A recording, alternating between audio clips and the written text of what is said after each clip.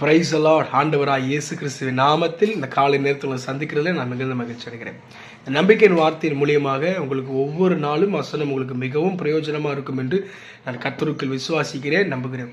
இன்றைக்கு கலாத்தியர் 5ஆம் அதிகாரம் 16வது வசனம் விதமாக சொல்கிறது, பின்னும் நான் சொல்லுகிறது என்னவென்றால், ஆவிக்கு ஏற்றபடி நடந்து கொள்ளுங்கள், அப்பொழுது மாம்ச இச்சையை நிறைவேற்றாதீர்கள். நம்முடைய வாழ்க்கையில் நடக்கிற ஒவ்வொரு காரியமும், நம்முடைய வாழ்க்கையில் நடக்க போகிற ஒவ்வொரு காரியத்திற்கும் யார்கிட்ட கேட்டு நம்ம பெற்றுக்கொள்ளணும் அப்படின்னு சொன்னால், யார்கிட்ட கேட்டு நம்ம அதை தெரிஞ்சுக்கணும் அப்படின்னு சொன்னால், மாம்சத்துக்கிட்ட இல்லை, நம்மளை சுற்றில இருக்கிறவங்க கிட்ட இல்லை, ஆண்டவர்கிட்ட கேட்டு தெரிஞ்சுப்போம். இன்றைக்கி நம்முடைய வாழ்க்கை நடக்கிற விஷயத்த மனுஷங்கிட்ட கேட்டு தெரிஞ்சுக்கிறோம்ல, இன்றைக்கி அதை மாற்றி மாம்ச இச்சை ஒழியணும்னா ஆவியானவருக்கு இடம் கொடுக்கணும். எனக்குள்ள ஆவியானவருக்கு இடம் கொடுக்கணும்.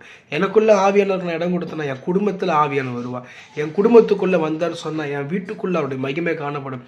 மாம்ச இச்சை தேவனுக்கு விரோதமான பகை. இன்றைக்கி பாருங்கள், உங்களுக்கு தேவன் வேணுமா இல்லை மாம்சம் வேணுமா? உங்களுக்கு தேவன் வேணும்னா மாம்ச இச்சை இனியோடு ஒழிங்க. ஆவியானவருக்கு உங்களை சிந்தையில் எண்ணத்தில் இடம் கொடுங்க.